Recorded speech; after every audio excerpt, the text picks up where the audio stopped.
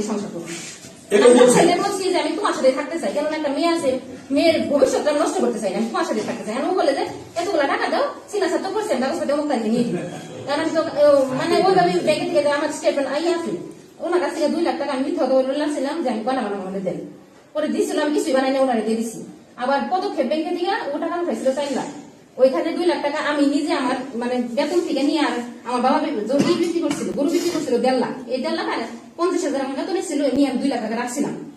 স্বামী কোনটা আর আছেন নাকি লিয়াকত ভাই? এখন স্বামী কোনটা আপনার? এখন লিয়াকত, কিন্তু রাসেল বলছে যে আমি মানে চাইছি যে ওর সাথে সংসার করতে, রাসেলের সাথে সংসার করতে। ওনার সাথে আমি বললাম লিয়াকতের সাথে আপনি কতদিন ধরে ঘর সংসার বিয়ে করছেন? 6 মাস হয়েছে। আপনি তো আপনার বাচ্চারা আইনে লিয়াকতের সাথে যদি সংসার বিয়ে হয়ে থাকে তাহলে আপনি বাচ্চা আইনা করলে ওনার সাথে আবার যোগাযোগ কি সেটা? না না, যোগাযোগ বলতে এখন ওর সাথে আপনার ব্ল্যাকমেইল করতেছে, আপনি পুলিশে আগে বলতে পারতেন না। না, আমারে বলছে যে তুমি ওই তখন পদক্ষেপে 2 লাখ টাকা রাখলাম, এখন বাড়ি ঘর করা শেষ, বিল্ডিং ছাদ করে আমি তখন এখানে আসছি। ও তখন আমার বলতেছে যে টাকা লাগবে, টাকা দেয়। এখন আমি বলছি যে আমার কাছে বর্তমানে টাকা নাই, কিংবা এখন বলতেছে আমার নেসলে চলে গেছে, নেসলে বিজনেসে চলে গেছে, আমার টাকা দাও। পরে আমি বললাম যে 2 লাখ টাকা ব্যাংকে আছে, আমি এটাতে একটা রুম কমপ্লিট করার পরে তোমার আমি টাকা দিব, তারা এখন টাকা দিব না।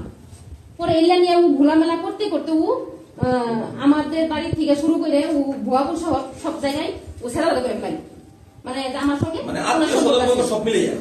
এখন সিচুয়েশন এমন হইলো, ওর বাড়িতে আমার উঠতে দিতেছে না, তখন উনি আমাকে বাধ্য হইলো বিয়ে করতে। উনি কি? উনি আমার হাজবেন্ড, উনি আমার বিয়ে করতে বাধ্য হইল। পরবর্তীতে আমি আবার রাসেল আবার আমার সঙ্গে যোগাযোগ করতেছে, আমি তোমার এই নিব, তোমার সাথে সংসার করবো। পরে এক জায়গায় নিয়ে যাই সিগনেচার করাইলো, সিগনেচার করানোর পরে আমি বলতেছি ওটা নকল, আমি বলতেছি আমার কপি দাও, বাড়িতে যাও। এখান থেকে ওনার হাতে বলবো ওনার ডিভোর্স পেপার দিয়ে আমি বাড়িতে চলে যাবো, তোমার সংসার আমি করবো। আমি আমার মেন কাগজপাতি দিতেছে না, কোনো ইও দিতেছে না, দেখা মেয়ে যেহেতু আছে আমি তোমার সংসারই করবো, এটা ঠিক আছে। এটা পরবর্তীতে বলতেছে নকল। আরেকটা জিনিস আমি দেখাই, এই যে আপনার ডিভোর্স পেপার দেখতেছেন, এটা হচ্ছে নকল, ওইগুলো ব্যবসা করবো। শিলামের একটা মেয়ে ওরা নিয়ে যায় নকল ডিভোর্স পেপারটা করাইছে, আমি তাহলে আপনি বিশ্বাস করবো আমাকে দিয়ে আমি দেখেন, এটা দেখেন, ডকুমেন্টস দেখেন, ডকুমেন্টস দেখেন, আমার পরবর্তীতে তোমার আমি দেখেন ডকুমেন্টস দেখেন। বাচ্চা ছিল কোথায় এরা যখন ধরে?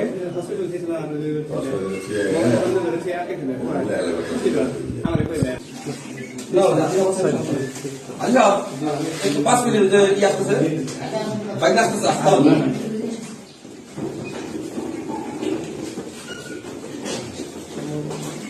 আমার বাসাটা ভাড়া নেয় লিয়াকত এবং লিয়াকতের ওয়াইফ শারমিন, এরা 2জন যাই বাসাটা ভাড়া নিচ্ছে। আমি বললাম যে এটা কেরা, কয় যে আমার ওয়াইফ। আবার ওকে বললাম কয় যে আমার এটা হাজবেন্ড, নতুন বিয়ে করছি, এটা বাসায় থাকবে।